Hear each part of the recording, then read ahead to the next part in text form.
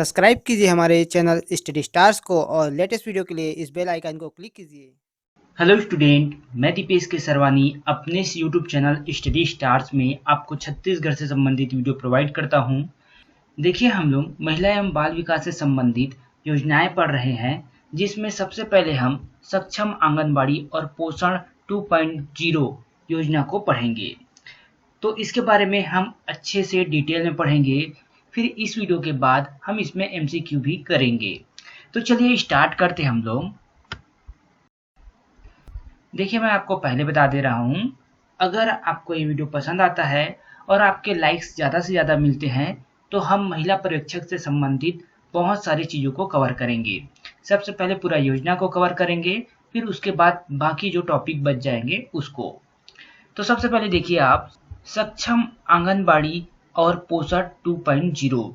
तो देखिए, ये जो योजना है ये एक एकीकृत पोषण सहायता कार्यक्रम है। एकीकृत पोषण सहायता कहने का मतलब ये बहुत से योजना से मिला हुआ है। इसमें एक से अधिक योजना शामिल है। इसकी शुरुआत कब हुई? तो 8 मार्च 2018 से इसकी शुरुआत हुई। पहले नाम इसका सक्षम आंगनबाड़ी और पोषण 2.0 नहीं था, बाद में इसका नाम ऐसा पड़ा। आगे देखते हैं हम लोग। इसी में इसका पुराना नाम जो था वो था पोषण अभियान। क्या था पुराना नाम? पोषण अभियान। भारत सरकार ने 1 अगस्त 2022 को नया नाम सक्षम आंगनबाड़ी और पोषण 2.0 लागू किया। तो नया नाम कब दिया गया? 1 अगस्त 2022 को। सिंपल से हम लोग इसे समझते हुए पढ़ेंगे। देखिए, आगे बढ़ते हैं हम लोग। कुल मिला के इसका उद्देश्य क्या है उसको देखिए। पोषण सामग्री में रणनीति बदलाव के माध्यम से बच्चों, किशोर लड़कियों, गर्भवती महिलाओं और स्तनपान कराने वाली माताओं में कुपोषण की चुनौतियों का समाधान करना। तो इसका उद्देश्य जो है वो पूरी तरीके से कुपोषण से मुक्त करना है। मतलब पोषण यहाँ पर पहुँचाना है। किनको? तो बच्चों को, किशोरी लड़कियों को, गर्भवती महिलाओं को और माताओं को। इन्हें पोषण प्राप्त कराना इस योजना का उद्देश्य है। आगे बढ़ते हैं हम लोग। इसमें देखिए, साथ ही उद्देश्य में स्वास्थ्य, कल्याण और प्रतिरक्षा का पोषण करने वाली प्रथाओं को विकसित करना और बढ़ावा देकर एक अभिसरण पारिस्थितिक तंत्र बनाना। तो देखिए, प्रतिरक्षा क्या होता है? आपका इम्यून सिस्टम होता है, उसी की बात हो रही है। तो कुल मिला के माताओं में या फिर बच्चों में उनकी प्रतिरक्षा है उसे बढ़ाना है। और किसके माध्यम से? पोषण की सहायता से। उन्हें पूरी तरीके से पोषण प्राप्त कराना और उनकी प्रतिरक्षा या जो इम्यून सिस्टम है उन्हें मजबूत बनाना। देखिए, ये कार्यान्वयन जो है, जो एक अवधि निर्धारित किया गया है 2021-22 से लेकर 2025-26 तक का, ये अभी योजना रहेगा। जो अभी नया किया गया है उसकी बात हो रही है यहाँ पे। पहले 2022 तक का टारगेट था, अब इसे रिन्यू किया गया है, जैसे कि हमने देखा 1 अगस्त 2022 से। अब इसमें देखिए, पोषण 2.0 में मातृ पोषण, शिशु और छोटे बच्चों के आहार मानदंड SAM MAM के लिए उपचार प्रोटोकॉल और आयुष प्रथाओं के माध्यम से विकास पर ध्यान केंद्रित किया जाएगा, ताकि बौनेपन और एनीमिया के अलावा कमजोरी और कम वजन के प्रसार को कम किया जा सके। तो किस चीज पर और फोकस किया जा रहा है? जो बौनापन होता है उस पर फोकस किया जा रहा है कि वो ना हो। एनीमिया की जो बीमारी होती है उस पर फोकस किया जा रहा है कि वो ना हो। आगे इसी तरह हम समझते चलते हैं। इंपॉर्टेंट पॉइंट है, ये आपका क्वेश्चन बन सकता है एग्जाम में। यह पोषण ट्रैकर द्वारा समर्थित है। तो पोषण ट्रैकर के द्वारा जो डाटा है उसे रिकॉर्ड में रखा जाता है। पोषण ट्रैकर क्या है? एक एप्लीकेशन है। देखिए यहाँ पर, आंगनबाड़ी कार्यकर्ता एवं पर्यवेक्षक आंगनबाड़ी के डिजिटल रिपोर्ट एवं रिकॉर्ड के लिए पोषण ट्रैकर ऐप का उपयोग करते हैं।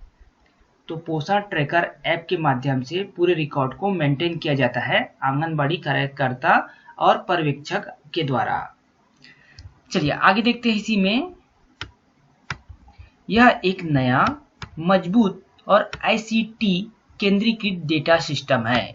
एग्जाम में क्वेश्चन बन सकता है, जो आपका पोषण ट्रैकर ऐप है वो कौन सा केंद्रीकृत डेटा सिस्टम है? तो ICT, याद रखिएगा इसे, जिसे स्वास्थ्य और परिवार कल्याण मंत्रालय के RCH पोर्टल से जोड़ा जा रहा है। तो किसके पोर्टल से जोड़ा जा रहा है? तो परिवार कल्याण मंत्रालय के RCH पोर्टल से। छोटी छोटी चीजें हैं, इन्हें सबको आपको याद रखना होगा क्योंकि एग्जाम में क्वेश्चन कहीं से भी बन सकता है। अब बात करते हैं हम लोग यहाँ पर प्रोत्साहन राशि की। तो प्रोत्साहन राशि की व्यवस्था की गई है। आंगनबाड़ी कार्यकर्ताओं को निर्धारित लक्ष्य प्राप्त करने पर 500 रुपए तथा सहायिका को 250 रुपए प्रोत्साहन राशि प्रदान करने का प्रावधान है।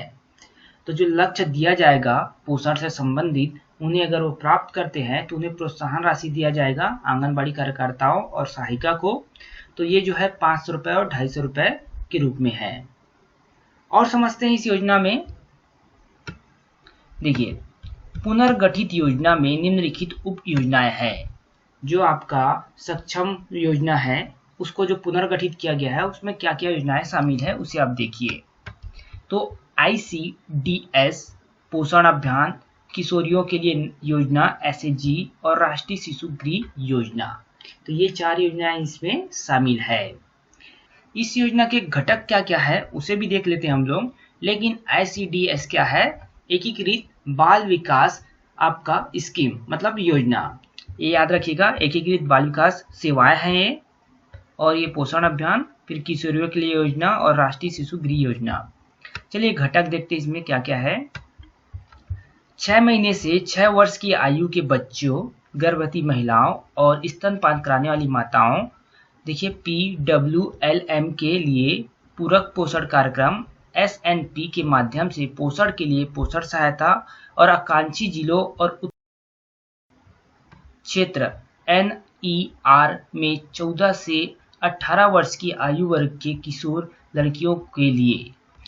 तो कहने का मतलब ये है इसमें, ये जो है यहाँ पे पोषण प्राप्त कराना है। और पोषण प्राप्त किसको कराना है? तो 6 महीने से लेकर 6 वर्ष के आयु के बच्चे को, गर्भवती महिलाओं को और स्तनपान कराने वाली माताओं को, इन्हें पोषण प्राप्त कराना है। और साथ ही आकांक्षी जिलों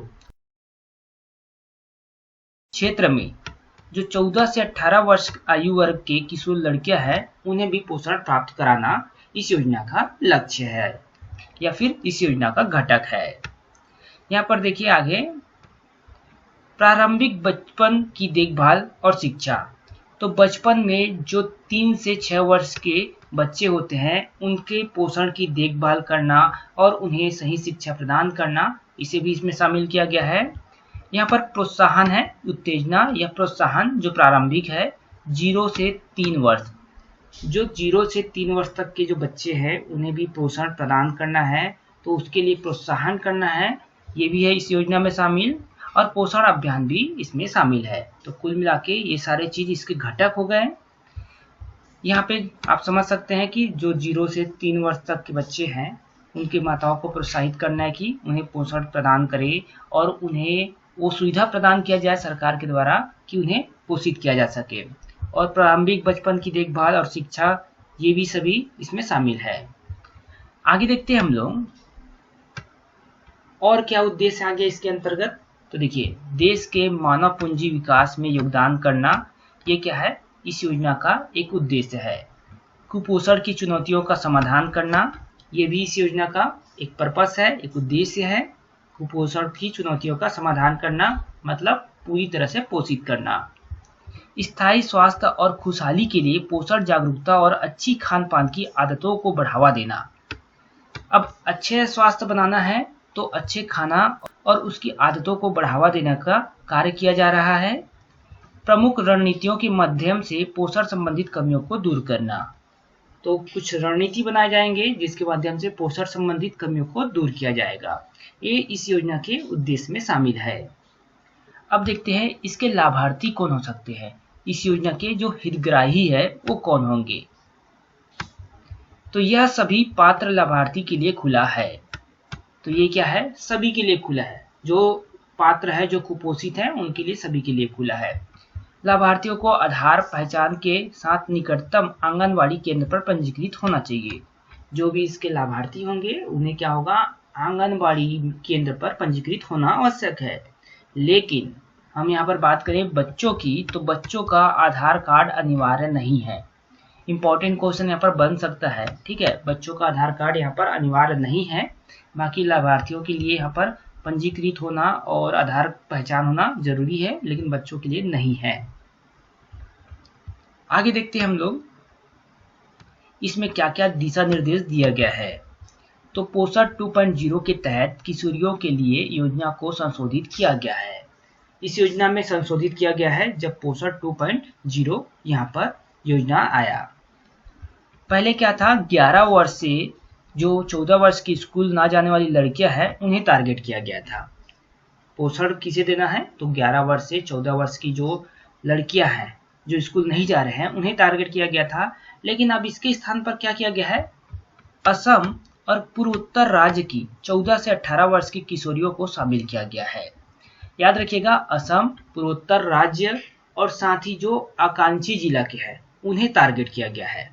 ऊपर हमने भी पढ़ा था अभी आकांक्षी जिला संबंधित, तो उन्हें टारगेट किया गया है 14 से 18 वर्ष के किशोरियों को कि उन्हें पोषण पूरी तरह से प्राप्त कराना है। आगे देखते हैं, भोजन में मिठास के लिए केवल गुड़ का प्रयोग करना चाहिए तथा सफेद चीनी का प्रयोग नहीं करना चाहिए। जो अभियान है पोषण 2.0 उसके तहत क्या कहा जा रहा है कि गुड़ का प्रयोग करना चाहिए, चीनी का प्रयोग नहीं करना है, जो सफेद चीनी का प्रयोग है उसका नहीं करना है। फिर यहाँ पर है टेक होम राशन, कच्चा राशन नहीं होना चाहिए भाई, है ना। हॉट कुक्ड मील, जो पका हुआ खाना है वही देना है उन्हें। और खाद्य पदार्थों के लिए राज्यों के लिए विशिष्ट है, मतलब राज्य में जो है, जो राज्य में पोषण के जो महत्वपूर्ण घटक है उसे शामिल किया जाएगा। जैसे हमारे यहाँ कोदो, कुटकी, ये सभी चीज को शामिल किया गया है। और इसमें स्थानीय रूप से उगाए गए उपलब्ध पौष्टिक फल सब्जियां शामिल होगी। तो जिस राज्य में जिस तरह के पोषण देने के लिए जो अवेलेबल है वो चीज यहाँ पर उपलब्ध कराया जाएगा। पूरक पोषण में उपयोग की जाने वाली खाद्य सामग्री में ऊर्जा सामग्री बढ़ाने के लिए अनाज, दाल, बाजरा, मोटा अनाज, मेवे और कुछ वसा शामिल होंगे। तो पूरक पोषण में उपयोग किए जाने वाली जो खाद्य सामग्री है वो बता दिया गया है। अब इसमें देखते हैं हम लोग और क्या है। बाजरा की आपूर्ति सप्ताह में कम से कम एक बार अनिवार्य रूप से की जानी चाहिए। तो बाजरा को कब किया जाना चाहिए, सप्ताह में कम से कम एक बार। यहाँ भी क्वेश्चन बन सकता है, बाजरा की आपूर्ति सप्ताह में कितने बार किया जानी चाहिए, तो कम से कम एक बार। सामाजिक लेखा परीक्षा पोषण पंचायतों, मातृ समूहों और ग्राम स्वास्थ्य स्वच्छता और पोषण समितियों जैसे हितधारकों द्वारा की जाएगी। तो जो सामाजिक लेखा परीक्षा है पोषण जो है उससे संबंधित पंचायतों, मातृ समूहों और ग्राम स्वास्थ्य स्वच्छता और पोषण समितियों द्वारा की जानी है। आगे देखते हैं, सक्षम आंगनबाड़ी और पोषण 2.0 का लाभ उठाने वालों से सीधा फीडबैक लिया जा सकता है। तो जिन्हें पोषण दिया जा रहा है उनसे डायरेक्ट फीडबैक लिया जा सकता है कि आपको सही चीज मिल रही है कि नहीं मिल रही है, आपका क्या स्टेटस है, मतलब आपको पोषण में कोई प्रोग्रेस हुआ कि नहीं हुआ। ये सारे चीज क्या है, डायरेक्ट वहां से फीडबैक लिया जा सकता है। कहाँ पे बात हो रही है, यहाँ पर आंगनवाड़ी में। कल्याण और पोषण के लिए आयुष प्रणालियों को एकीकृत किया जाएगा।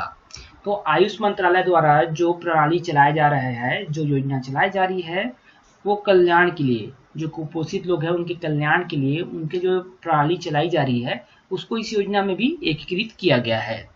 तो आयुष मंत्रालय द्वारा जो इसमें शामिल किया गया है उन चीजों को देख लेते हैं कि आयुष मंत्रालय क्या क्या उपलब्ध करा रहा है। तो आयुष मंत्रालय के द्वारा देखिए, घर पर योग का यहाँ पर सलाह दिया जा रहा है, परिवार के साथ योग करने की सलाह दिया जा रहा है।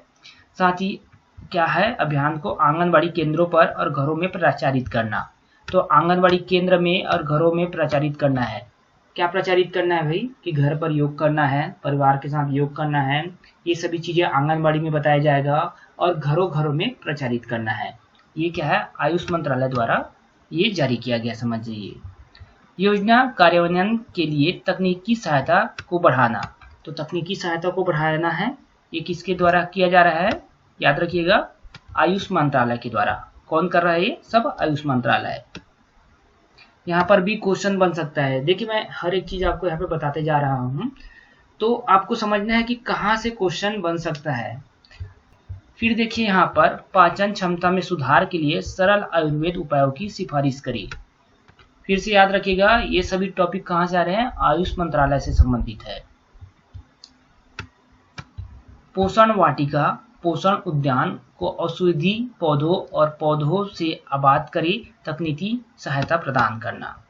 तो पोषण वाटिका बनाना है, एक सलाह दिया जा रहा है आयुष मंत्रालय के द्वारा, जहाँ पर औषधि पौधे और भी पौधों से उसे पूरी तरीके से आबाद करना है।